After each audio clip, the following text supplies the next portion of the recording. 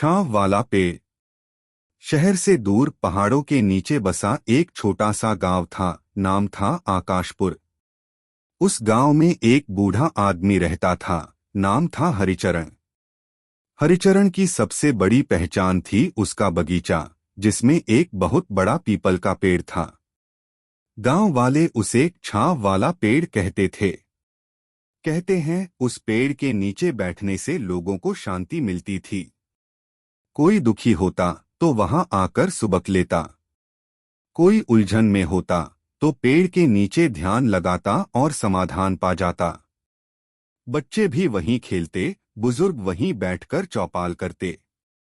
लेकिन इस पेड़ के साथ एक रहस्य भी जुड़ा था। हरिचरण अक्सर कहता, इस पेड़ की छांव जादुई है। लेकिन ये जादू सिर्फ उन्हीं पर काम करता है जिनका दिल सच्चा हो। गांव वाले उसकी बातों को कभी कभी मजाक समझते, लेकिन सब उस पेड़ से जुड़ी एक अजीब सी सुकून देने वाली भावना को महसूस करते थे। एक दिन शहर से एक ठेकेदार आया। नाम था मोहन अग्रवाल। वह वहां एक रिसॉर्ट बनवाना चाहता था। उसने गांव की जमीन खरीदनी शुरू कर दी। धीरे धीरे गांव वाले भी पैसों के लालच में अपनी जमीनें बेचने लगे।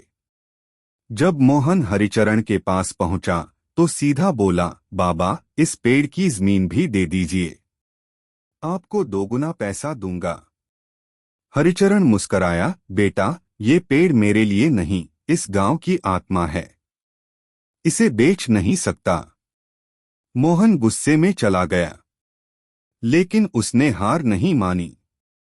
एक रात उसने अपने आदमियों को भेजा और पेड़ को काटने का आदेश दिया। पर जो हुआ वह सबको चौंका देने वाला था। जिस आरी से पेड़ को काटने की कोशिश की गई वह बार बार टूट जाती। मजदूरों को अजीब अजीब आवाजें सुनाई देने लगीं। कुछ ने कहा, जैसे कोई फुसफुसा रहा हो, यहां से हट जाओ। एक मजदूर बेहोश हो गया, दूसरा डर के मारे गांव छोड़ भागा। अगली सुबह गांव में सनसनी फैल गई। हरिचरण चुपचाप पेड़ के नीचे बैठा मुस्करा रहा था। मोहन खुद डर के मारे उसके पास आया और बोला, बाबा, माफ कर दीजिए, मुझे नहीं पता था, ये पेड़ कुछ ज्यादा ही खास है। हरिचरण बोला, बेटा, ये सिर्फ पेड़ नहीं, ये उन अनगिनत भावनाओं की छाप है जो सालों से इसमें समाई हुई हैं। प्रेम, दुख, आशा और अपनापन। इसे काटना जैसे एक पूरे गांव की आत्मा को काट देना है।